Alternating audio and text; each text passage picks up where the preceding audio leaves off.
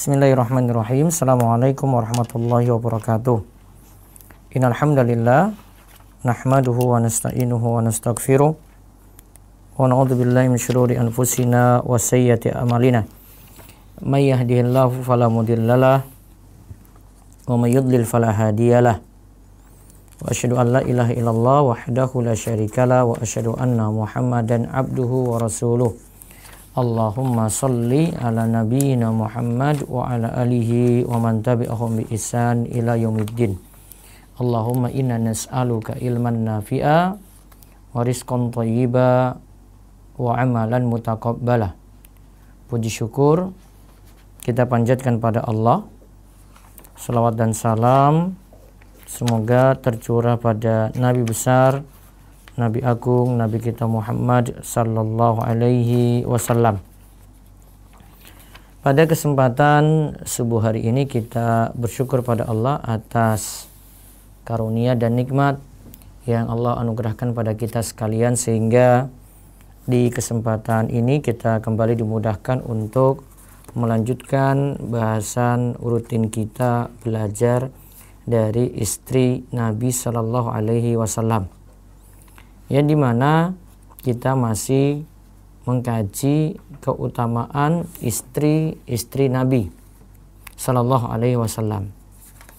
Pada pertemuan sebelumnya kita telah menyebutkan di keutamaan pertama mereka adalah ummul mukminin wa azwajuhu ummahatuhum, dan istri-istri Nabi itu adalah ibu-ibu mereka orang beriman, maka disebut istri Nabi itu sebagai ummul mukminin. Yang kedua, mereka lebih memilih Allah, Rasulnya, dan kehidupan akhirat. Mereka lebih memilih Allah, Rasulnya, dan kehidupan akhirat. Ketika ditawarkan minta cerai, diceraikan dan dapat gantian harta dunia, ataukah hidup tetap dengan Nabi Shallallahu Alaihi Wasallam namun dalam keadaan sederhana, istri-istri Nabi SAW lebih memilih apa yang ada di sisi Allah dan Rasulnya, hidup sederhana. Terus keutamaan yang ketiga, jika berbuat baik akan dilipat gandakan pahala, jika berbuat jelek akan diberikan hukuman. Kemudian yang keempat, mereka lebih mulia dari wanita lain. Ya, mereka itu lebih mulia daripada wanita lain. Lastunna ka'ahadi minan nisa. Ya, kalian itu para istri Nabi bukan seperti wanita yang lain. Berarti mereka lebih mulia dari wanita lain. Kemudian istri-istri Nabi juga punya keutamaan, mereka sifatnya tinggal di rumah. Mereka tidak berdandan seperti dandanan jahiliyah. Mereka mendirikan sholat. Kalau punya kelebihan harta, mereka tunaikan zakat. Kemudian waskurna ma yutla fi buyutikun, mereka juga mengingat Allah dengan membaca ayat-ayat Allah, merenungkan ayat-ayat Allah, dan juga merenungkan hikmah, yaitu sunnah atau ajaran Nabi Muhammad sallallahu alaihi wasallam. Nah, ini seperti yang disebutkan dalam surat Al-Ahzab ayat 33 sampai 34. Yang keenam, Allah memuliakan ummul mukminin. Ya, Allah memuliakan mereka seperti yang disebutkan dalam Al-Ahzab ayat 50. Kemudian ayat yang ketujuh, Rasul memuliakan ummul mukminin. Rasul sendiri memuliakan ummul mukminin. Yang kedelapan, mereka tidak boleh menikah sepeninggal Rasul sallallahu alaihi wasallam. Jadi tidak boleh ada yang menikahi istri Nabi sallallahu alaihi wasallam sepeninggal Nabi sallallahu alaihi wasallam. Kemudian yang kesembilan, Rasul memerintahkan mereka untuk berhijab. Nah, ini yang kemarin kita bahas panjang lebar. Ya, kita bahas panjang lebar tentang perintah untuk berhijab. Ini Al-Ahzab ayat 59. Ya ayyuhan nabiyyu qul li azwajika wa banatika wa nisa'il mu'minin yudnina 'alaihinna min jalabibihin Dzalika adna ayyurafna fala yu'dzain wa kana Allahu ghafurur rahima. Hai Nabi, katakanlah kepada istri-istrimu, anak-anak perempuanmu dan istri-istri orang mukmin, hendaklah mereka mengulurkan jilbabnya ke seluruh tubuh mereka. Apa tujuannya? Yang demikian itu supaya mereka lebih mudah dikenal, fala yu'dzain, dan mereka tidak digoda, tidak diganggu, tidak disakiti. Dan Allah adalah Maha Pengampun lagi Maha Penyayang. Jadi di sini sudah ada perintah untuk berjilbab. Sudah ada perintah untuk berhijab. Dan ini perintahnya untuk pertama istri Nabi Muhammad sallallahu alaihi wasallam. Kemudian kedua kepada putri-putri beliau. Ini lihat masih orang-orang dekat Nabi sallallahu alaihi wasallam yang tentu kita pastikan jauh dari kerusakan dan tidak mungkin dekat dengan laki-laki lain ya. Karena ini kan istri-istri Nabi sallallahu alaihi wasallam. Putri-putri beliau juga demikian. Dan ini perintahnya juga yang ketiga untuk nisa'il mu'minin. Wanita orang-orang beriman. Kalimatnya umum ya, berarti wanita muslimah yang ngaku muslim, beriman, maka mereka dikenakan perintah ini juga. Maka perintah ini mencakup semua wanita. Apakah untuk kalangan Arab saja? Tidak, untuk semuanya. Karena Islam itu sifat ajarannya rahmatan lil alamin. Rahmat bagi seluruh alam. Maka jilbab turun di Arab perintahnya, namun berlaku juga pada orang ajam atau non-Arab. Maka tidak boleh orang beralasan, itu kan dulu di padang pasir butuh untuk tutup seperti itu sehingga mereka pakai jilbab. Kalau kita di negeri masing-masing sesuaikan dengan budaya lokal, budaya Nusantara gitu. Maka itulah pakaian yang syar'i menurut ya lokal atau daerah masing-masing. Tidak demikian. Islam ajarannya itu sudah paten, sudah baku, tidak diubah-ubah. Berlaku bagi orang Arab ketika ayat turun di sana, maka berlaku juga pada orang non-Arab ketika ajaran Islam tersebar ke negeri-negeri yang lainnya. Sebagaimana sholat tata caranya, ya ketika turun di tengah-tengah Nabi SAW ya seperti itu, maka dibawa ke tempat yang lainnya, tersebar di tempat yang lainnya juga tata cara sholat seperti itu. Tinggal mungkin beberapa hal Nabi SAW sebutkan secara global umumnya, seperti misalnya zakat fitrah itu ya di tempat Nabi SAW ya dengan kurma dan makanan semacam itu. Tetapi kalau di negeri lain maka para ulama itu katakan dengan makanan pokok yang ada di tempat masing-masing. Maka kalau di negeri kita itu makanan pokoknya dengan beras yang keseharian dimakan, maka zakat fitrah itu dengan beras. Maka ini namanya ada dalil yang umum kemudian diterapkan pada tempat masing-masing. Juga dalam hal misalnya berpakaian yang penting menutup aurat ya. Untuk laki-laki menutup aurat. Model pakaiannya bebas. Ada yang mau pakai model gamis, ada yang mau pakai model koko, ya sarungan, pecisan, pecis nasional, pecis hitam. Ya, itu sah-sah saja, boleh-boleh saja.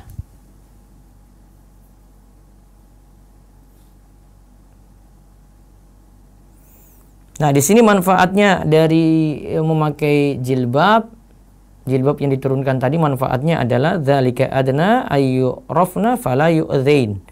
Biar tidak digoda, biar dikenal pertama, biar tidak digoda kedua. Jadi dikenal, ya itu orang-orang beriman nih. Yang kedua, biar tidak digoda. Jadi tujuan dari memakai jilbab itu agar tidak menimbulkan godaan. Berarti bukan memakai jilbab, malah menggoda yang lainnya gitu. Sehingga sifat wanita yang terbaik, yaitu lebih menjaga diri, jangan berpakaian tujuannya untuk menggoda yang lain gitu. Walaupun mungkin niatan dia tidak menggoda gitu. Saya pakai kayak gini Ustadz, saya tidak goda yang lainnya. Iya, tapi perasaan orang ketika nilai seperti itu sudah pakaian godaan, menggoda gitu, berhias diri. Maka dihindari lebih baik. Seperti misalnya dengan banyak hiasan-hiasan pada pakaian, banyak aksesoris yang ini membuat laki-laki itu melirik, ya, atau pakaiannya tipis, menerawang, atau pakaiannya itu ketat, atau ada model gamis yang muslimah pakai itu menempel sehingga walaupun besar tetapi lekuk tubuhnya itu kelihatan gitu.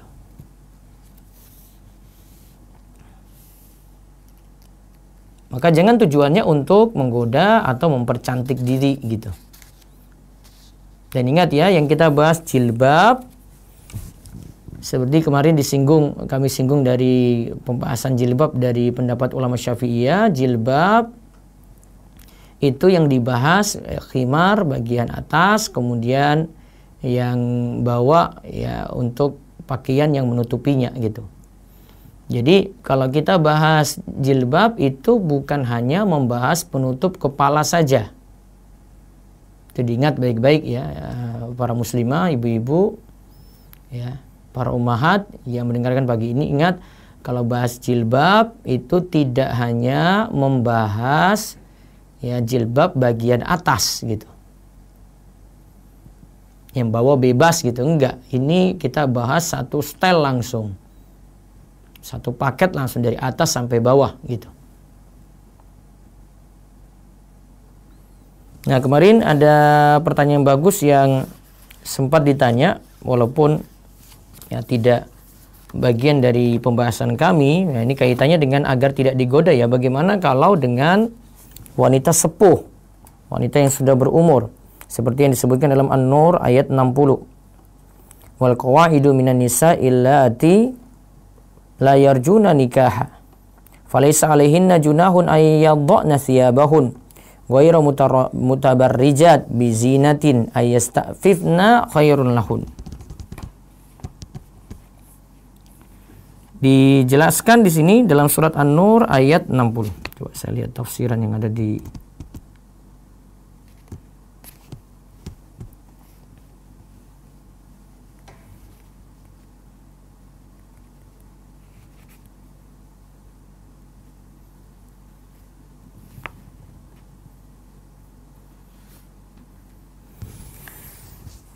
dan perempuan-perempuan yang telah tua, yang telah berhenti dari haid dan dari hamil atau mengandung, yang tiada ingin kawin lagi, nikah lagi, tiadalah dosa atas mereka menanggalkan pakaian mereka dengan tidak bermaksud menampakkan perhiasan.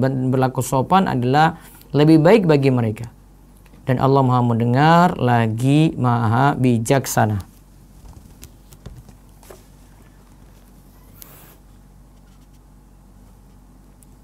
Yang dimaksud dengan qawaid, yaitu qawaid.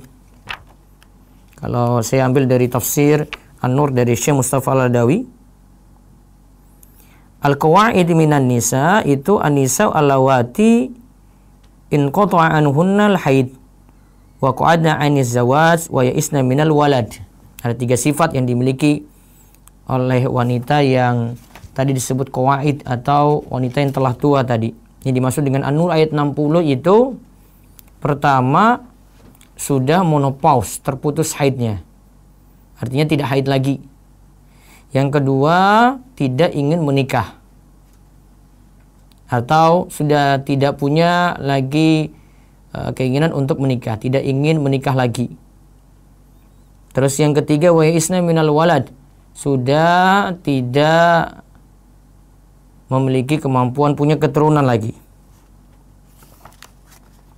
Nah, ini yang dibahas di dalam surat An-Nur ayat 60. Ini kan tentu kalau kaitannya dengan Al-Ahzab ayat 59 yang kita bahas, itu kan sudah tidak digoda lagi. Karena ya sudah menopause, sudah tidak punya keinginan menikah lagi, terus ya isna minal walad, ya sudah tidak punya kemampuan punya keturunan lagi.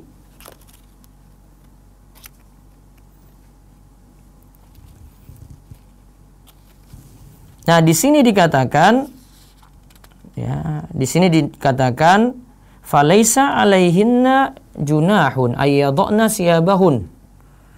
tiadalah masalah atas mereka, tiadalah dosa atas mereka ketika mereka menanggalkan pakaian mereka.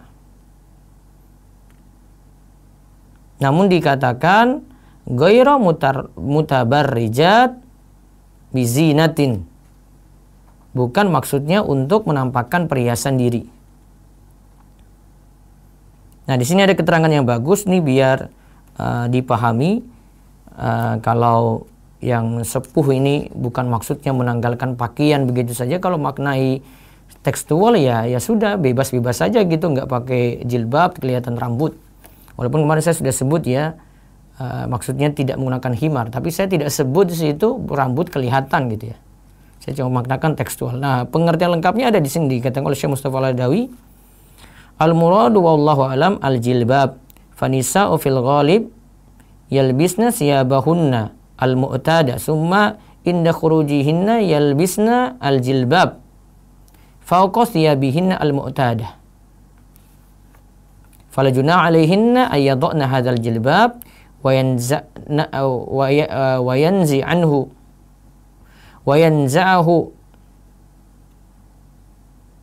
wa yanza'anhu idza lam yaridna bizalika tabarrujan bizinati wallahu a'lam. Kata Syekh Mustafa ketika ditanya tentang, beliau buat dalam buku ini, dalam tafsir beliau sesi tanya jawab gitu ya. Apa yang dimaksudkan dengan pakaian di sini? Pada ayat An-Nur ayat 60 menanggalkan pakaian, beliau katakan yang dimaksudkan adalah menanggalkan jilbab. Tetapi begini maksudnya, wanita itu umumnya mengenakan pakaian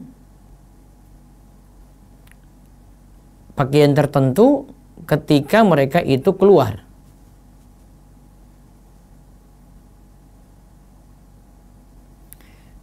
Kemudian ketika mereka keluar, ya, jadi ada pakaian, ada dua bagian di sini untuk mereka.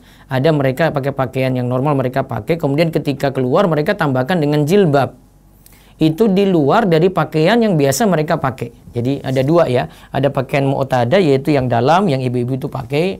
Misalnya di dalam dia pakai pakaian cuma daster gitu, ya. Dia pakai itu yang biasanya dia pakai di rumahan. Kemudian ketika dia keluar, dia pakai lagi jilbab fokus yabihin al-mu'tada.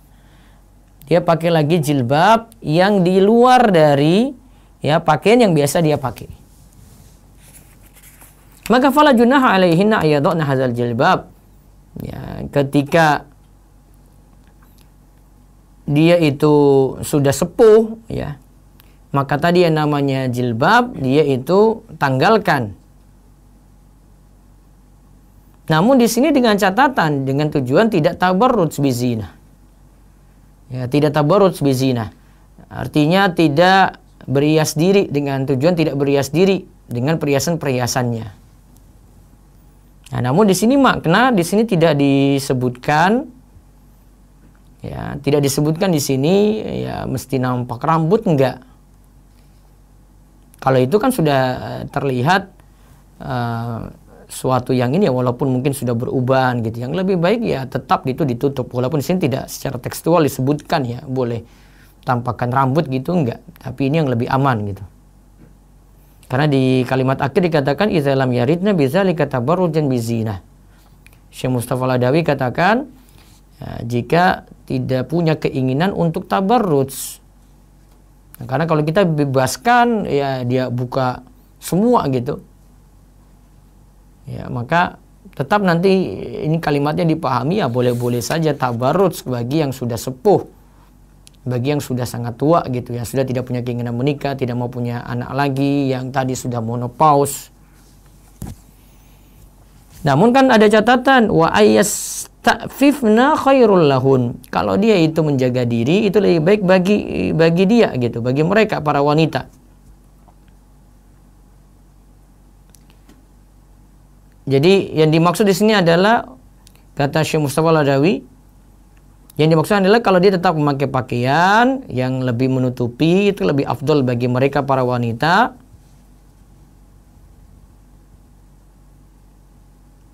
Itu lebih afdol daripada mesti menanggalkan. Ya, mesti menanggalkan jilbab. Jadi yang dimaksud di sini tetap ya dia pakai pakaian yang normal ya. Mungkin dalam hal menutup wajah kalau punya kebiasaan seperti itu dia tidak terlalu ditekankan, beda dengan wanita-wanita yang masih muda. Itu sedikit tambahan, itu kaitannya dengan tentang masalah digoda tadi. Kalau sudah sepuh bagaimana? Nah itu sudah ada kaitannya ya dengan ayat tadi ya.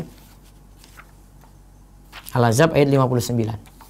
Nah kalau kita simpulkan dari pembahasan awal tentang keutamaan istri Nabi, ternyata Al-Ahzab surat Al-Ahzab ini kebanyakan menjelaskan tentang keutamaan istri-istri Nabi Shallallahu Alaihi Wasallam sampai pada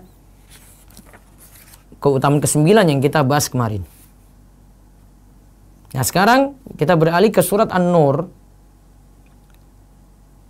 Keutamaan istri Nabi SAW lagi yang ke-10 adalah Allah menyucikan mereka.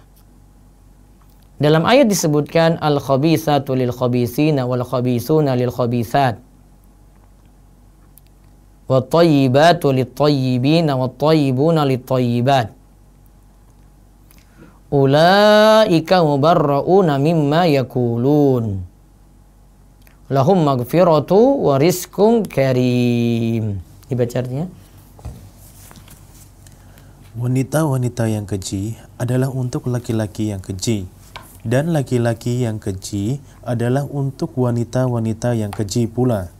Dan wanita-wanita yang baik adalah untuk laki-laki yang baik, dan laki-laki yang baik adalah untuk wanita-wanita yang baik pula.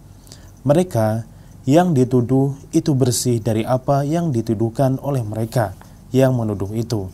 Bagi mereka ampunan dan rezeki yang mulia, surga. Quran surat An-Nur ayat 26. Nah, sekarang kita bahas surat An-Nur ayat 26. Lihat pada kalimat al-khabithatu lil-khabithin. Wanita yang jelek, yang keji, yang jelek untuk laki-laki yang jelek. Wal khabithuna lil-khabithat. Laki-laki yang baik untuk perempuan yang baik. Wal khabithuna lil khabithat. Laki-laki yang jelek untuk perempuan yang jelek.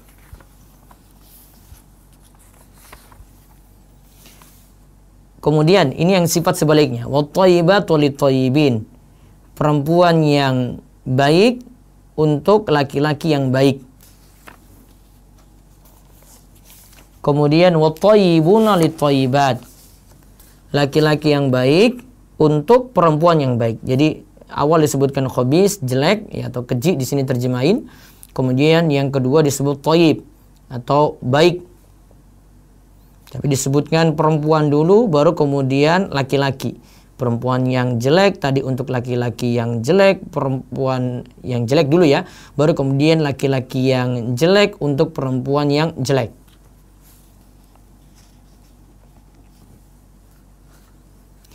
Ingat ayat ini lagi membicarakan ya, sebelumnya kan dari ayat 11 sampai 20 dari surat An-Nur itu membicarakan tentang fitnahan, tuduhan yang tidak benar pada Aisyah radhiyallahu anha, istri Nabi sallallahu alaihi wasallam, bahwasanya orang-orang munafik itu menuduh Aisyah itu berzina dengan seorang sahabat namanya Sofwan, karena ketika pulang dari perang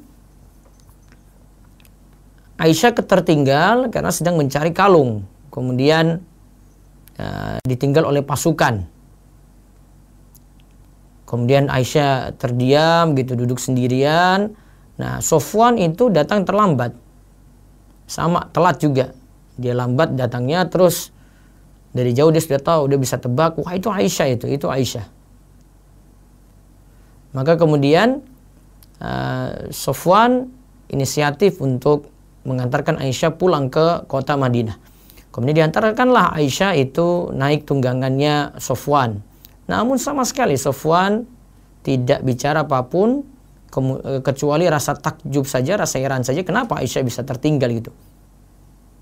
Dia mengucapkan kalau tidak salah kalimat istirja, inna lillahi wa inna ilaihi rajiun. Dia melihat Aisyah itu tertinggal. Padahal Aisyah ketika itu menutup diri ya. Menutup diri. Tapi karena sebelum ayat hijab itu turun, kan Safwan tahu keadaan Aisyah waktu itu. Nah, lantas dibawalah Aisyah oleh Safwan tanpa dialog, tanpa bicara, tanpa ada ngobrol sama sekali gitu. Enggak. Karena sahabat sudah tahu cara atau aturan ketika berbicara dengan istri-istri Nabi Shallallahu Alaihi Wasallam itu seperti apa. Namun ternyata sampai di kota Madinah sudah diisukan kalau Safwan dan Aisyah ini berzina. Orang-orang munafik menyebarkan berita tersebut. Nah, dibahas itu dari surat An-Nur ayat 11 sampai 20. Kalau ingin mempelajari ini lebih jauh, ini dikenal dengan hadisul ifki. Pembahasan ini saya tuliskan dari surat An-Nur ayat 1 sampai 20, itu ada di buku saya yang judulnya Dia Tak Lagi Setia. Nanti bisa dapat di Ruwayafi Store, di Tokopedia maupun Shopee dan Bukalapak juga sudah ada. Mendapatkan buku tadi. Nah, buku ini pembahasannya tentang kisah tersebut. Ada pokoknya dari ayat 1 sampai 20 lagi dibicarakan. Nah, apa kaitan dengan ayat 26 ini? Kalau wanita jelek tadi ya dapat laki-laki yang jelek, laki-laki yang jelek dapat wanita yang jelek kan. Sedangkan kita sepakat bahwasanya Nabi SAW itu thayyib, bukan khabis. Kalau kita sepakat Nabi SAW itu thayyib, berarti ya istri-istri Nabi SAW juga demikian thayyib. Kalau Nabi SAW itu baik, maka istri-istri Nabi SAW juga tentu demikian. Maka kalau ada yang masih menuduh ya di antara istri Nabi SAW seperti Aisyah itu berzina, wah ini tuduhan yang luar biasa jeleknya, karena sama saja mencacati ya Rasul Shallallahu Alaihi Wasallam. Itu sama saja menjelekkan Nabi Shallallahu Alaihi Wasallam. Gambarannya ya kita katakan, Nabi nggak becus berarti ngurus para istrinya gitu. Wong istrinya saja bisa seperti itu. Nah, ya, yang jelas tentang kisah Aisyah tadi, ya, tuduhan itu nggak benar. Ya, turunlah nanti ayat An-Nur ayat 11 sampai 20 tadi untuk membantah tuduhan orang-orang munafik pada Aisyah yang dituduh berzina. Nanti akan kita lihat kisahnya juga dalam buku Belajar dari Istri Nabi ini ya. Ya, kita akan lihat di buku ini di pembahasan nanti kisah Aisyah. Nanti pelajaran-pelajarannya penting banget ketika kita bahas hadisul ifki tadi. Nah, kalau Nabi SAW punya sifat thayyib, maka tidak mungkin ya istri-istri Nabi SAW punya sifat khabis, nggak mungkin. Itu sifat asal ya, laki-laki yang baik untuk perempuan yang baik. Atau kita katakan wanita yang soleha ya untuk laki-laki yang soleh. Sebaliknya, laki-laki yang soleh untuk wanita yang soleha. Itu dasarnya dulu ya, dipahami seperti itu. Maka tuduhan tadi terbantah dengan sifat Nabi Shallallahu Alaihi Wasallam. Maka dikatakan kan dalam ayat ini, ulaika mubarrauna mimma yaqulun. Mereka yang dituduh itu bersih dari apa yang dituduhkan. Jadi Aisyah yang dituduh itu bersih dari apa yang dituduhkan oleh orang-orang munafik. Lahum maghfiratu wa rizqun karim. Bagi mereka ampunan dan rizki yang mulia, yaitu surga. Ingat ketika kita bahas amalan pembuka pintu rizki, di bahasan akhir kita sudah bahas ya, kalau dimaksudkan rizki maka kita rujuk pertama kali yang dimaksudkan adalah surga. Kalau disebutkan lahum maghfiratu wa rizqun karim, bagi mereka ampunan dan rizki yang mulia yang dimaksudkan adalah surga.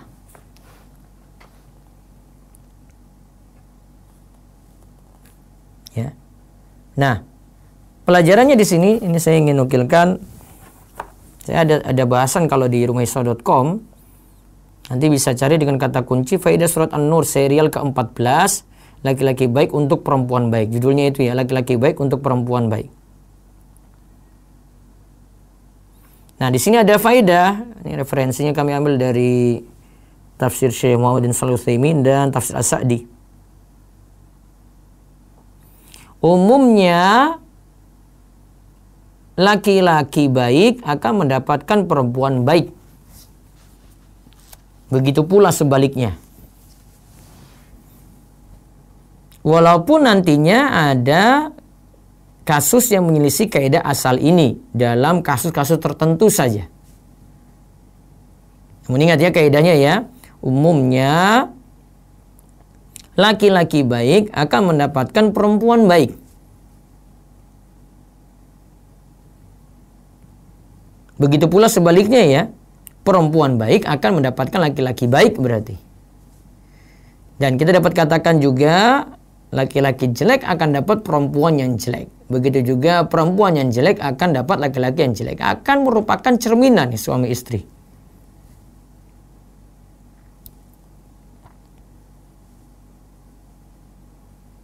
Walaupun nanti ada kaidah yang keluar dari hukum asal ini ya wajar saja, ini kaidah umum ya. Kaidah umum itu biasanya ada istisna, ada pengecualiannya.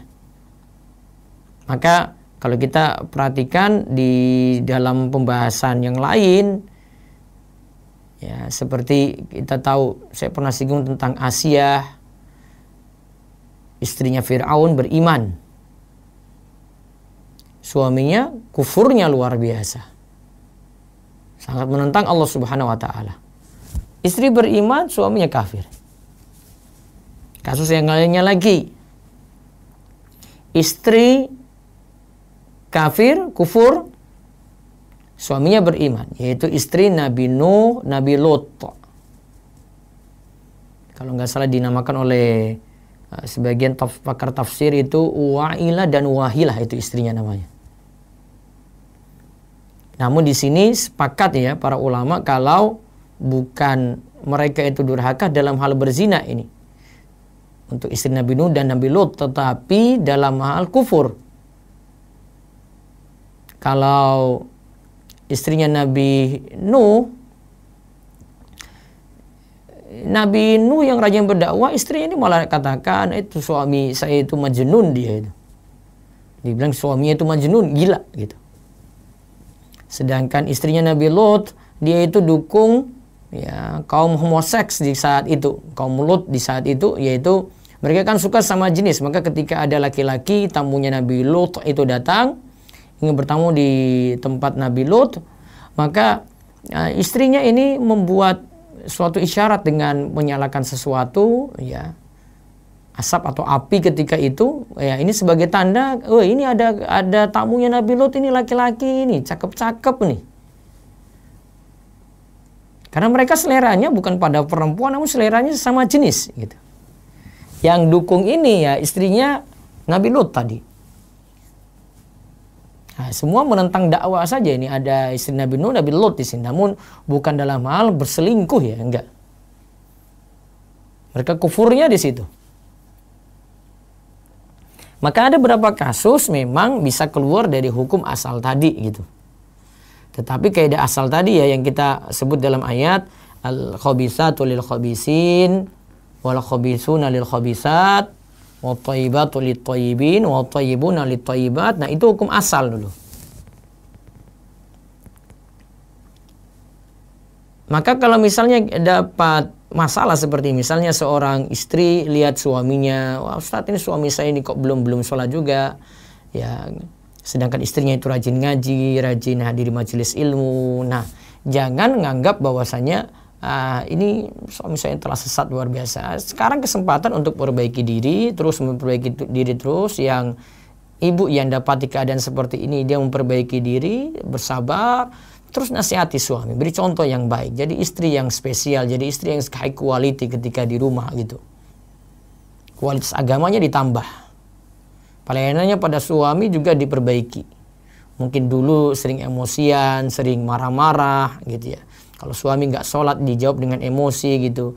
Nah, tetap tanggap santai tapi ada nasihat ya, dan tetap berbuat baik kepada suami. Semua butuh bertahap, sebagaimana ibu ketika berubah juga butuh bertahap, suami juga demikian. Maka bersabar dulu untuk ini, kemudian nasihati terus sampai suami itu berubah. Sama juga kalau suami yang ngaji kemudian dapati istri seperti itu, ya tugas dia juga sekarang lahan dakwah saya, keluarga saya sendiri gitu, sifat dari suami. Jangan malah dia berputus asa, ya sudahlah istri saya emang kayak gitu dia. Sudahlah, sesat-sesat aja dia. Enggak, kita pingin ketika dapati keluarga kita, ya keluarga ini yang didakwai terlebih dahulu. Jangan ngurus orang luar. Jangan terlalu banyak ngurus di medsos yang lihat orang sana sini keliru gitu, sesat gitu. Enggak terlalu urgent dibandingkan dengan mengurus keluarga sendiri. Itu paling urgent, itu paling utama. Maka sikap seperti itu harusnya. Nah, maka kita lihat kalau dari Nabi SAW sendiri, beliau mengurus rumah tangganya, lihat istri-istrinya yang keliru beliau perbaiki. Kadang beliau itu diamkan istri gitu, karena ada yang keliru, kemudian diingatkan dengan cara mendiamkan. Nabi SAW juga berbagi ilmu dengan para istrinya. Aisyah jadi orang nomor 3 yang meriwayatkan hadis terbanyak tuh. Aisyah radhiyallahu anha. Tanda bahwa Nabi perhatian membagi ilmu kepada istri-istrinya juga gitu. Ada kadang kita dapat riwayat juga dari Ummu Salamah, ada kadang kita dapat riwayat Ibnu Abbas belajar di rumah bibinya Maimunah binti Al-Haris, kemudian dapat ilmu di situ. Berarti memang mereka ketika di rumah itu diajarkan oleh Nabi SAW, atau para istri ini mencontoh Nabi SAW secara langsung. Ya, ini tanda ya, suami yang baik, dia perhatian pada istrinya.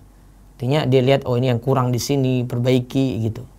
Bukan langsung lepas gitu, enggak. Pasti ada cara untuk perbaiki, sabar, kemudian terus berusaha. Ya, berusaha untuk memperbaiki diri. Sehingga ketika ditanamkan ilmu, istri punya kesadaran sendiri, ya. Suami mengajarkan dengan bijak, dengan baik, ya istri akhirnya punya kesadaran sendiri untuk berubah.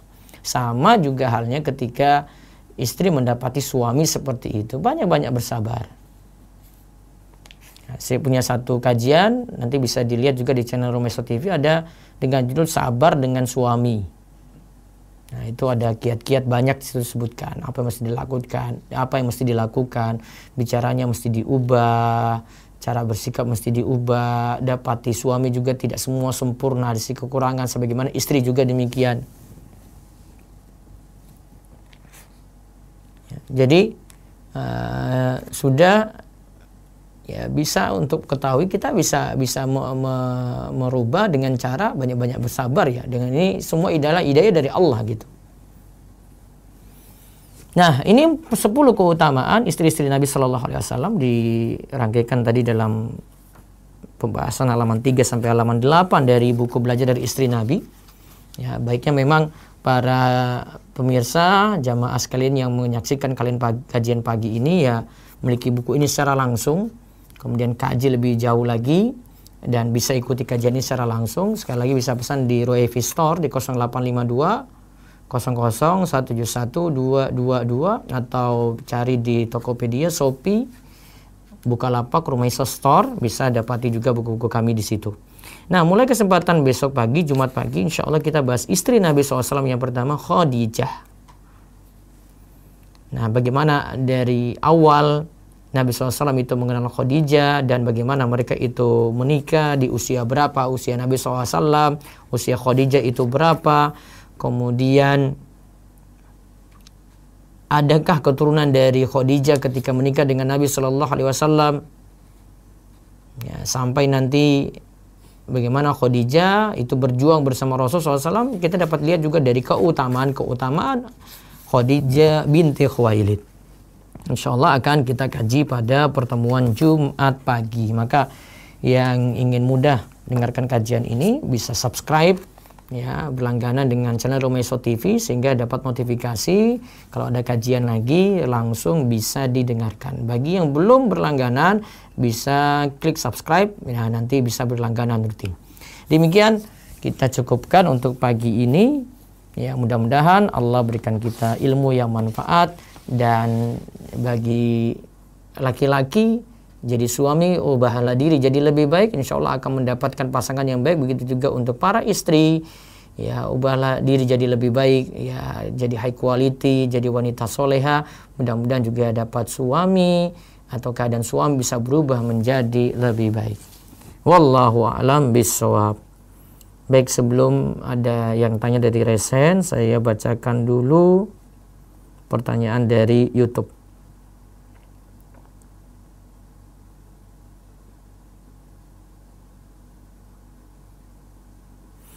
Ustadz, jika mengalami salisul baul, yaitu kencing terus menerus ya, apakah boleh kita melakukan sholat sunnah dulu sebelum sholat wajib? Masih boleh ya. Kalau pakai kaidah satu wudhu, kalau salisul baul kayak begini, boleh untuk beberapa sholat, yang penting satu waktu gitu. Jadi misalnya sholat zuhur ada qobliyahnya, cukup dengan satu wudhu, nanti kerjakan sholat sunnah qobliyah dulu, kemudian baru sholat wajibnya, baru sholat sunnah ba'diyahnya. Yang kami pahami seperti itu.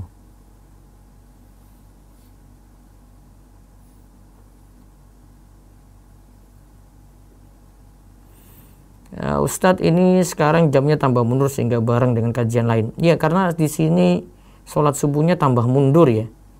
Kalau kemarin sholat subuh masih jam 4, kita masih bisa jam 5:04 sudah ready, jam 5 bahkan sudah ready, tapi sekarang sholat subuhnya makin mundur waktunya. Sudah mau 4:30 sekarang sholat subuhnya. Ustadz, kalau istri suka gamis hitam, sementara suami mintanya justru gamis berwarna terang, apakah harus menuruti keinginan suami? Ya, mungkin suami belum memahami pertama ya. Kalau mau aman, tetap di sini suami ya yang diberitahu begitu baik-baik. Ya, karena tujuannya tadi ya, tujuan dari pakaian wanita agar tidak digoda gitu. Kalau ada warna yang mencolok, yang mengundang perhatian, yang mengundang pandangan laki-laki, lebih bagus dihindari. Apalagi sudah bercorak-corak yang nanti juga sifatnya menggoda. Yang tujuannya intinya berhias diri. Nah, apakah harus menuruti keinginan suami? Nah, ini tinggal komunikasikan dengan suami baik-baik ya. Ya, yang jelas kalau suami tahu, ya mungkin dengar juga kajian ini, mudah-mudahan bisa memahami kalau yang lebih bagus tidak menimbulkan godaan atau tidak bertujuan untuk ya berhias diri.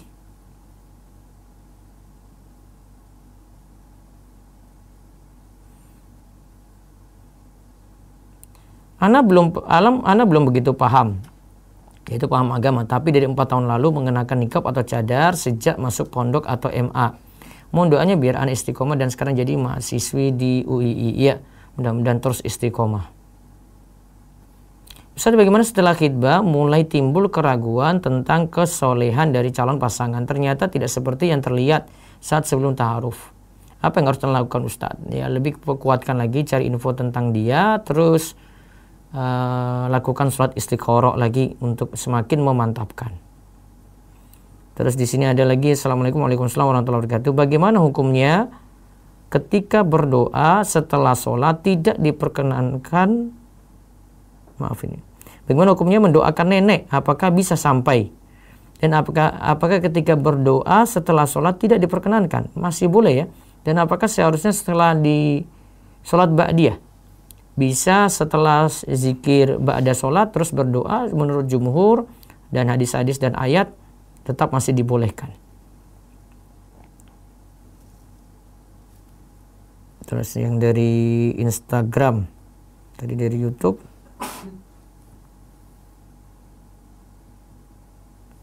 Instagram belum, dari Facebook.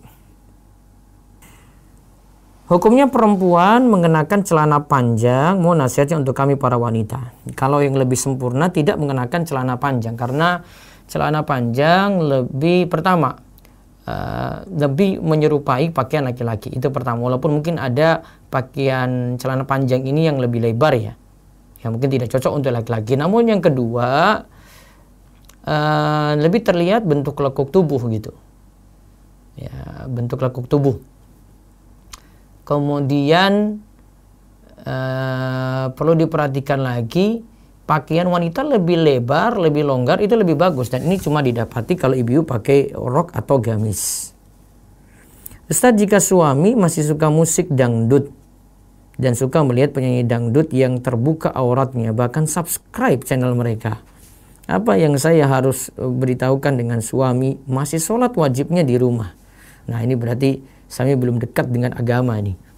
Yang pertama, kasih tahu yang urgen-urgen dulu, sholat diingatkan terus. Kemudian yang kedua, bilang saja, saya nggak suka, istri nggak suka, istri cemburu lihat suami subscribe channel semacam itu. Dan ini channel yang seperti ini nih dosa jariahnya, dosa turun temurunnya ini banyak nih ya, kalau ini banyak yang subscribe ya. Berikutnya dia nanggung terus itu. Nah, orang rusak rumah tangga gara-gara channel ini, orang jadi cekcok suami istri gara channel ini, ada suami yang selingkuh gara channel ini, wah dosanya itu banyak banget tuh. Tobatlah channel-channel seperti ini. Apakah kita sebagai seorang istri tetap harus berbakti walaupun suami tak pernah mau beribadah selama hidupnya, dan dalam menafkahi keluarga juga asal-asalan tidak bisa jadi contoh yang baik? Gimana solusinya Ustaz? Saya selalu sarankan banyak-banyak sabar, terus perbaiki diri jadi high quality ibu-ibu ya. Kemudian nantinya dari situ suami bisa pelan-pelan sadar. Kalau suaminya masih ada ya, mudah-mudahan bisa berubah dengan berubahnya ibu terlebih dahulu, dengan berubah istri terlebih dahulu. Nah nanti pelan-pelan suami juga ikut berubah, dan besok-besok juga ikut ngaji insya Allah. Baik, dari Instagram belum, saya serahkan ke Zoom. Monggo. WhatsApp ada? Cek dulu, belum. Ya. Dari Zoom silakan. Baik Ustadz, Anda persilakan kepada peserta yang raise hand terlebih dahulu. Silakan kepada Ummu Naufal untuk membuka mic-nya. Assalamualaikum warahmatullahi wabarakatuh Ustaz. Waalaikumsalam warahmatullahi wabarakatuh. Ya silakan Bu.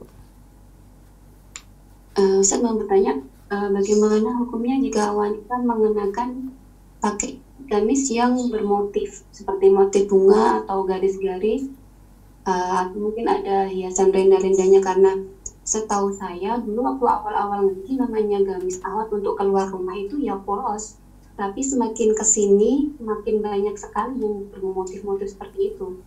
Bahkan maaf mungkin sempat melihat juga beberapa istri Ustadz yang mengenakan pakaian bermotif itu ketika keluar rumah. Apakah memang ada perbedaan pendapat di sini Ustadz dalam hal pakaian bermotif dipakai di luar rumah seperti urf atau bagaimana Ustadz? Mohon penjelasnya. Baik. Baik, yang pertama, kalau pakaian yang dituntut pada wanita ya semua gitu, berlaku untuk semua. Artinya untuk yang orang awam maupun istri ustadz pun yang lainnya juga sama gitu. Kemudian yang kedua, tetap saya lebih sreg kalau dengan polos tanpa ada banyak ini ya, aksesoris ya, ketika keluar rumah begitu. Dan yang pakaian seperti ini, yang tadi kalau ditanya ada bunga-bunga, ada garis-garis, kan ada model pakaian seperti itu tapi sudah tertutup jilbab di dalam, jadi memang itu bagian dalam, jadi ketika dia di rumah kelihatan, tapi ketika dia di luar itu tertutup. Kalau seperti ini tidak masalah, yang penting dia jaga tidak sampai terbuka gitu ya. Terus yang ketiga, pakainya di luar. Iya, ini saya bahas yang kelihatan. Ini saya bahas yang kelihatan, Bu. Yang tidak kelihatan saya tidak, yang tidak kelihatan yang saya bahas tadi. Yang kelihatan urusan lain, Bu. Ya. Terus yang berikutnya lagi dengan renda-renda, tergantung sini tujuannya apa. Kalau memang itu untuk mempercantik diri, nah model seperti ini baiknya itu dihindari. Termasuk juga yang mungkin desain, yang mungkin jual ya lebih amannya tidak seperti itu gitu ya. Jadi ya model biasa. Jadi model biasa ya, tujuan utama tadi tidak sampai tujuan berhias diri ataupun menggoda yang lain. Walaupun dari sisi niat yang make nggak menggoda ya. Namun ini kan orang yang luar yang lihat, bukan yang make gitu. Jadi tergantung, kalau dia sudah nganggap dengan ini saya mempercantik diri, sudah masalah untuk pakaian tersebut. Wallahu a'lam. Gitu. Cukup ya? Ya baik, yang berikutnya. Baik, selanjutnya silakan kepada Ibu Alin. Assalamualaikum warahmatullahi wabarakatuh, Ustaz. Ya, waalaikumsalam warahmatullahi wabarakatuh. Silakan Bu Alin. Ustaz, saya mau tanya nih, kalau apa namanya, kita mengikuti apa kebiasaan yang dilakukan oleh Nabi, itu apakah termasuk sunnah? Seperti halnya kalau kita mengikuti apa yang dilakukan itu kan dihukumi sunnah begitu ya. Nah, kita mengikuti apa kebiasaan yang dilakukan oleh istri Nabi, apakah itu termasuk sunnah? Asalnya seperti itu. Karena mau mencontoh gaya hidup perempuan yang mana lagi selain istri Nabi yang paling bagus? Kalau dari Nabi ya secara umum ya, tapi kalau mau contoh perempuannya ya cuma pada istri Nabi, nggak ada yang lain. Iya kan? Artinya ketika itu dihukumi sunnah, kalau ketika kita meniatkan itu kita mencontoh itu, berarti ada pahala begitu ya Ustadz ya? Iya. Ada pahala tersendiri, sama seperti mencontoh Nabi. Karena siapa lagi seorang yang terdekat Nabi yang bisa dicontoh dari sisi perempuannya cuma istri, kalau enggak putrinya gitu. Termasuk juga putrinya itu juga termasuk. Ini sunnah begitu ya? Iya. Termasuk mengikuti sunnah Nabi gitu. Karena contoh paling terdekat cuma dari mereka. Ya, terus yang kedua Ustaz ya, yang saya mau tanyain seperti kan diceritakan bahwa nanti ketika sudah kiamat itu kan Allah akan mempertemukan orang-orang kita dengan orang-orang yang kita cintai seperti itu ya. Nah, ketika Nyun Sewu kalau misalnya seperti itu ada beberapa istri begitu, apakah mereka itu akan berkumpul semua, Ustaz? Jelas. Kumpul dengan Nabi semua gitu. Oh, begitu ya. Iya. Jadi begitu juga halnya ketika orang misalnya punya istri mungkin lebih dari satu, itu semua nanti akan berkumpul begitu ya Ustaz? Iya, sama. Karena Ustaz ada teman yang dia sudah janda, ditinggal suaminya meninggal ya sudah lama, dan dia tidak mau lagi menikah karena dia berpikir kalau saya menikah, tapi ininya kan berarti dia yang perempuan ya. Kalau saya menikah nanti saya di sana kalau dikumpulkan di surga saya dengan lelaki yang terakhir. Sedangkan saya nggak mau, saya mau dengan yang pertama. Apakah itu seperti itu, benar nggak Ustaz? Ya ini saya belum temukan pembahasannya. Kan tergantung kehendak Allah nanti mau kumpulkan dengan siapa. Wallahu a'lam. Terima kasih Ustaz. Jazakallah khairan. Ya, berikutnya satu lagi.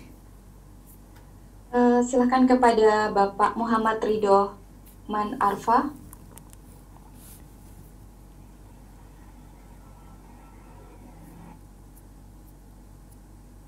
Silakan.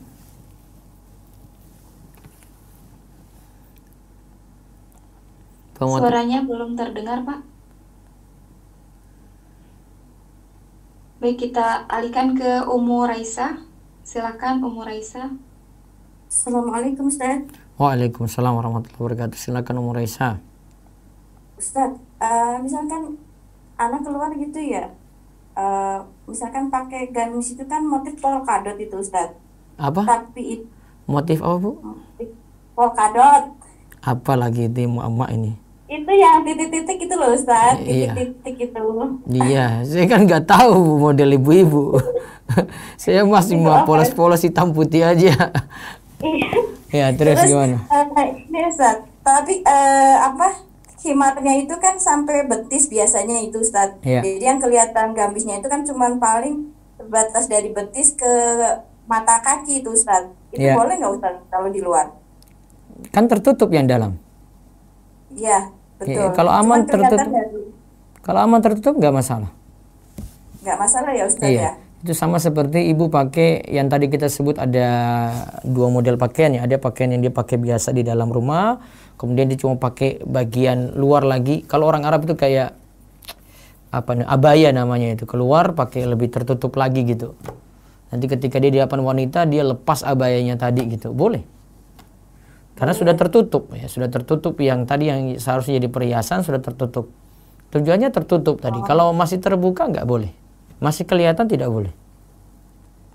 Kalau misalkan dulnya itu warna-warnanya tuh yang seperti apa Ustaz? Apa yang gelap gitu kali mungkin ya, walaupun warna-warni tapi gelap gitu, boleh nggak Ustaz? Satu warna. Maksudnya ya satu warna, kayak misalkan kan marun itu kan merah semua gitu ya maksudnya.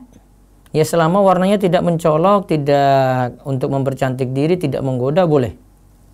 Oh boleh. Warna bebas. Iya. Iya ya. Baik Ustaz. Jazakallah khairan Ustaz. Assalamualaikum. Waalaikumsalam warahmatullahi wabarakatuh. Ya baik, bisa dibaca lewat chat Baik Ustadz, Ana bacakan pertanyaan lewat chat. Bismillah, izin bertanya Ustadz, bagaimana caranya mengobati hati yang masih terpaut dengan masa lalu? Dan saya dan dia sudah merasa cocok. Orang tua pun sebenarnya cocok, tapi qadarullah ta'arufnya tertunda karena orang tua Ikhwan meminta untuk kita menyelesaikan pendidikan. Ikhwan masih sekolah, profesinya Ahwat menyelesaikan S2-nya. Orang tua Ahwat pun karena sudah merasa cocok, akhirnya meminta Ahwat tersebut menunggu Ikhwan itu. Bolehkah Ahwat itu menunggu 2 tahun sambil memantaskan? Boleh saja, tapi tidak boleh saling hubungan dulu selama 2 tahun tadi. Putus komunikasi. Ya, itu yang berat di situ. Ya, terus satu lagi dari chat. Baik Ustadz, selanjutnya Ustadz, bagaimana menghilangkan perasaan karena mengingat masa lalu yang kurang baik, jadi merasa tidak pantas mendapatkan pasangan yang baik? Apakah ini termasuk suudzon terhadap Allah?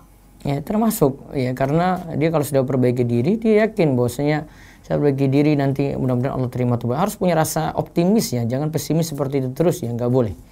Terus yang berikutnya lagi chat.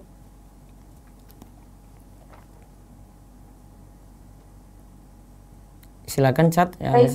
Baik Ustadz, selanjutnya saya baru hijrah ke manhaj salaf, sedangkan suami saya belum. Qadarullah ada undangan pengajian haul kerabat suami. Suami minta saya datang, sedangkan itu adalah perbuatan bid'ah. Bagaimana saya menyikapinya? Saya sudah bilang itu bid'ah, tapi suami malah bilang kita jadi beda. Kamu salah milih aku. Bagaimana ya Ustadz? Apakah saya harus berbohong biar gak bisa datang ke sana? Dan bagaimana saat berbeda manhaj seperti ini, saya sebagai istri? Memang agak berat tadi seperti saya sebut tadi ya, karena kondisinya ada yang dapat suami ya berbeda mungkin pemahaman dengan dia. Maka solusinya banyak-banyak sabar. Ibu harus tetap tunjukkan jadi istri yang baik. Untuk menolak harus pelan-pelan di sini Ibu. Coba Ibu timbang-timbang, berangkat tapi ada cara lain nggak? Ada tidak langsung ikut dengan acara inti, tapi cuma ingin menghibur hati suami dulu. Timbang-timbang seperti itu, untuk kurangi mudarat saja. Kurangi mudarat daripada selanjutnya lebih susah lagi nasihati suami begitu. Nah, bisa timbang seperti itu. Wallahu a'lam. Nah, bisa lanjut ke resen lagi? Baik, silakan kepada Ibu Widya. Assalamualaikum warahmatullahi wabarakatuh. Waalaikumsalam warahmatullahi wabarakatuh. Ustadz, izin nanya, saya masih belum paham kenapa yang kerja di pajak itu tidak boleh. Terima kasih. Sudah pernah dengar kajian saya tentang pajak, Bu? Belum Ustadz, ada referensinya di mana? Nanti di channel Rumeso TV, nanti cari dengan kata kunci hukum pajak Muhammad Abdul Tuasikal, nanti dapat. Hukum pajak. Baik, terima kasih. Jazakallahu khairan Ustadz. Waalaikumsalam. Berikutnya lagi silakan. Silakan kepada Ibu Fri Umu Arya Aufa. Bismillah Ustadz. Assalamualaikum. Mau izin bertanya Ustadz? Iya. Ini tadi Anda belum paham penjelasan yang dari An-Nur 26 Ustadz. Tadi kan Ustadz juga sempat menjelaskan tentang Asyas dan istri Nabi Nuh dan Nabi Lut. Sedangkan dalam surat An-Nur ini kan memang disebutkan bahwa wanita yang keji untuk laki-laki keji dan demikian sebaiknya. Kemudian untuk yang wanita baik untuk laki-laki yang baik dan sebaliknya. Ini bila terjadi seperti itu, kita menyikapinya seperti apa ya Ustaz? Bila terjadi seperti Asya dan Nabi Nuh dan Nabi Lut itu Ustaz? Dari sisi apanya Bu? Suaminya kafir? Ya, saat yang Asia kan jelas-jelas suaminya mengaku dirinya Nah, Tuhan. karena syariat yang dulu berbeda Bu dengan yang saat ini ya. Kalau dulu mungkin masih bisa jadi bersama seperti itu, tapi kalau syariat Islam kan nggak bisa. Kalau istri Suaminya beriman, suaminya kafir, nggak bisa. Jadi mansuh, sudah terhapus yang syariat sebelumnya seperti itu. Nah, sebenarnya lebih pada prakteknya pada saat ini gitu, sama seperti pertanyaan sebelumnya tadi yang berbeda manhaj. Itu kan repot ya kalau berbeda manhaj itu berat gitu. Apalagi kalau jauh banget gitu sampai ya ada beberapa firqah yang memang sudah sesat gitu kan, sebagian ulama sudah ini. Nah, Ya. kalau kayak gitu gimana ya Ustaz? Kan tingkatan orang itu berbeda-beda Bu. Ada yang tingkatan bid'ahnya itu bid'ah cuma ikut-ikutan. Ada tingkatan bid'ah dia didengkotnya gitu. Ada yang tingkatan bid'ah yang dia itu jadi orang yang pelopornya. Kalau orang abang kan, orang awam kan cuma ikut-ikutan saja. Insya Allah pelan-pelan masih bisa itu diubah gitu. Beda kalau dia sudah tingkatan ini ya, tokohnya, ya pelopornya, wah sudah beda itu Bu.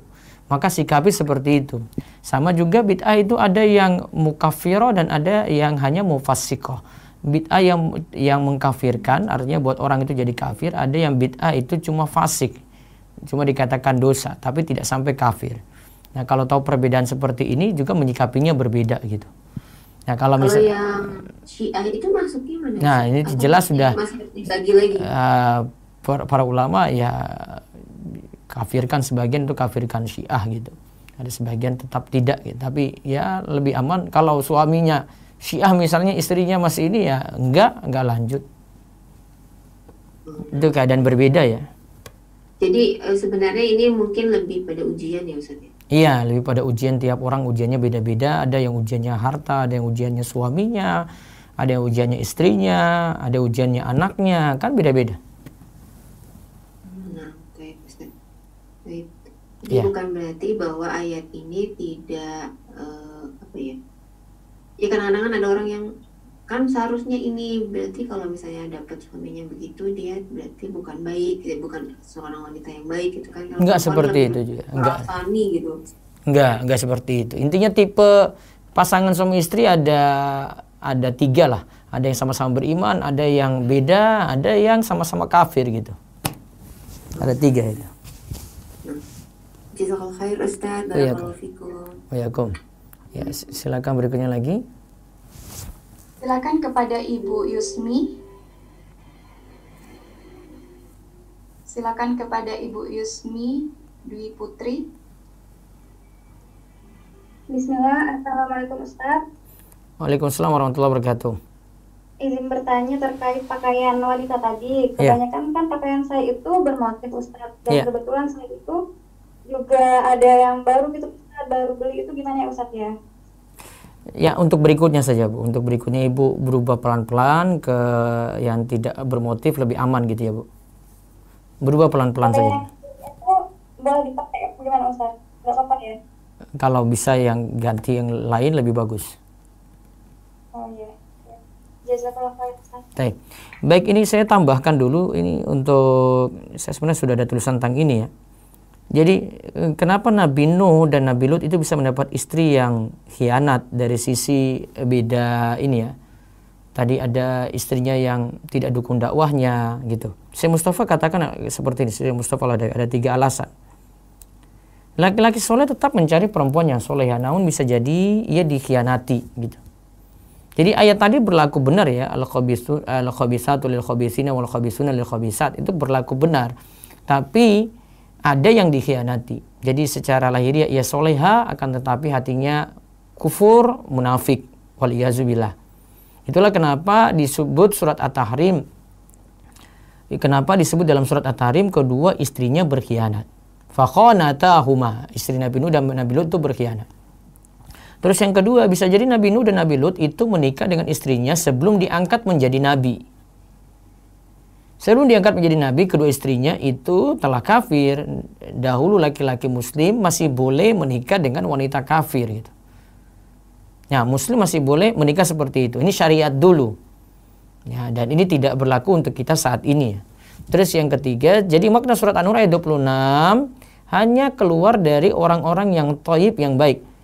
Ya, kalimat yang thayyib yang baik hanya keluar dari orang-orang yang thayyib yang baik. Oh, maknanya ini surat An-Nur ayat 26 itu ada yang katakan maksudnya adalah kalimat. Perempuan baik, perempuan jelek keluar dari dia ya kalimat yang jelek. Perempuan yang baik keluar dari dia kalimat yang baik. Nah, itu dimaksudkan dengan kalimat. Jadi kalimat thayyib keluar dari orang yang thayyib.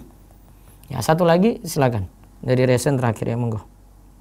Silakan kepada Bapak Muhammad Abdullah. Ya, silakan. Bismillahirrahmanirrahim. Assalamualaikum warahmatullahi wabarakatuh. Ya, waalaikumsalam warahmatullahi wabarakatuh. Silakan. Pertama, Ustaz Ana minta doanya biar diberikan ketabahan karena saya ditiban dalam artian gini. Apa? Sudah ditiban, jadi ketika sudah melamar ternyata pihak dari akhwatnya itu dia itu menerima lamaran orang lain kayak gitu. Waduh, ya. Dan Terus saya kalau misalkan kayak tahajud itu jadinya suka takut Ustaz. Jadi aturan kita menangis karena doa jadi kepikiran gitu. Udah beberapa minggu itu jadi kepikiran. Yeah. Terus pertanyaan di luar tema nggak Pak Ustaz? Iya, terus. Ya, jadi gini. Bagaimana dipersingkat. Dipersingkat. Iya, nggak boleh cerita lama. Iya, enggak. Bagaimana secara hukum ketika kita memilih pasangan itu tolok ukurnya itu menyesuaikan kriteria yang sebelumnya? Ya mungkin kayak gitu aja. Menyesuaikan kriteria yang sebelumnya. Kayaknya kamu belum move on deh. Dan sulit move on kayaknya. Nggak kayak gitu. Pilih yang terbaik. Siapa tahu setelah ini dapat yang lebih baik daripada sebelumnya. Kenapa pakai standar sebelumnya? Iya kan? Kurang tahu juga ya. Kenapa kamu pakai standar sebelumnya sedangkan masih ada peluang dapat lebih baik daripada itu gitu? Apa dia jadi wanita sempurna harus dengan dia lagi gitu atau yang sifat yang sama dengan dia? Enggak kan? Ya, tidak. Iya, sebenarnya kamu belum move on ini. Harus renungi takdir baik-baik. Iya, insya Allah akan dapat ganti yang lebih baik. Baik, yang berikutnya satu lagi. Waalaikumsalam warahmatullahi wabarakatuh. Silakan kepada Bapak Muhammad Ridho. Assalamualaikum warahmatullahi wabarakatuh. Ya, waalaikumsalam warahmatullahi wabarakatuh. Silakan. Ya. Saya Muhammad Irwan Arfa dari SPM Polda Maluku. Izin bertanya. Oh iya, silakan. Mengenai penjelasan Ustadz mengenai wanita solehah akan mendapat laki soleh. Lalu mengapa Firaun itu mendapat istri yang solehah dan betapa sabarnya istri Firaun tersebut? Iya. Kalau tadi penjelasannya, kalau tadi Nabi Nuh, Nabi Lut ya. Penjelasannya dulu itu masih bisa menikah dengan beda keyakinan seperti itu. Namun kalau di dalam syariat Islam sudah tidak bisa lagi, itu pertama. Kemudian yang kedua, bisa jadi memang awalnya dua-duanya sama-sama tidak beriman. Kemudian istri Fir'aun itu dapat hidayah dari dakwahnya Nabi Musa. Sehingga dia itu beriman ketika itu. Tapi tetap masih bisa bersama dengan suaminya. Nah, kemudian bagaimana sabarnya? Ini menunjukkan sabarnya luar biasa istri Fir'aun ini ya. Karena dia kalau dalam cerita itu dia disiksa oleh suaminya sendiri. Ada penggiling besar itu ditaruh, kemudian dia nanti digiling dia pokoknya sampai dia itu mau keluar lah dari ajarannya Nabi Musa yaitu dalam agama tauhid. Nah, ketika dia pergi dari situ ada penjaga yang jaga gilingan tadi itu pergi ya, kemudian malaikat tuh nolong si Asia tadi. Intinya memang sabarnya luar biasa karena imannya luar biasa karena yang mendakwahinya juga luar biasa yaitu Nabi Musa alaihissalam. Ya, wallahu a'lam. Baik. Gitu ya. Terima kasih Ustaz Jazakallah. Waalaikumsalam. Baik, terakhir dari Bu Meti silakan.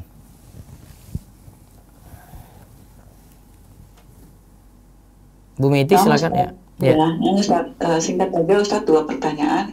Kalau misalnya ada penjualan buku Ustaz, sistemnya PO, akadnya akad salam, itu gimana Ustaz, boleh? Gimana Bu?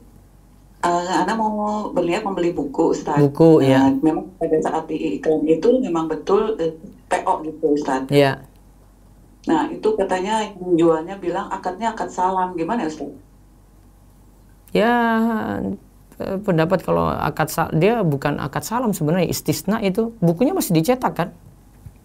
Iya, sistemnya PO katanya nanti. Iya, boleh. Istisna boleh. Oh, bukan yang salam tadi. Salam juga hampir mirip sih, tapi karena ada proses pembuatan namanya istisna. Oh, nah, Ustaz. Ya, boleh. Ya. Nah, satu Ustaz gini, berkaitan dengan jam kerja suami, nih, kebetulan suami lagi kerja lembur terus. Nah, ada misalnya itu kan pulang jam 10 malam, Ustaz. Ada waktu istirahat itu diberi istirahat itu dari setelah maghrib sampai jam 7 malam. Nah, kalau sekarang itu kan isaknya itu jam 7:30 kan? Iya.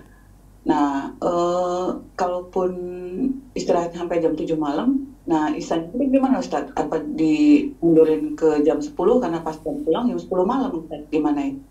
Ahsannya gimana Ustaz? Maghribnya tepat waktu.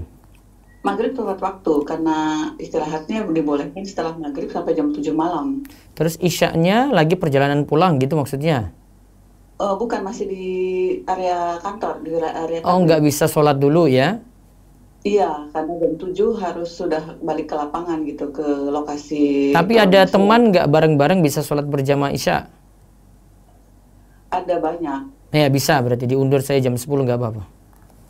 Oh, jadi nggak di tempat kerja juga memang tidak mungkin kan Ustaz? Iya, nggak apa-apa. Kalau ada urusan seperti itu bisa diundur, kemudian nanti kerjanya jadi lanjut terpaksa ya, karena masalah kerjaannya. Terus jam 10 itu masih waktu isya, boleh kerjakan itu. Oh, nah, masih masuk isya ya Ustaz? Masih. Nah, Ustaz, syukur Ustaz, jazakallahu khair. Baik. Ya. Kita cukupkan, insya Allah besok kita lanjut lagi dengan mulai kisah pertama dari istri Nabi, yaitu Khadijah radhiyallahu anha. Kita cukupkan, subhanakallahumma bihamdika, asyhadu an la ilaha illa anta astaghfiruka wa atubu ilaik. Assalamualaikum warahmatullahi wabarakatuh.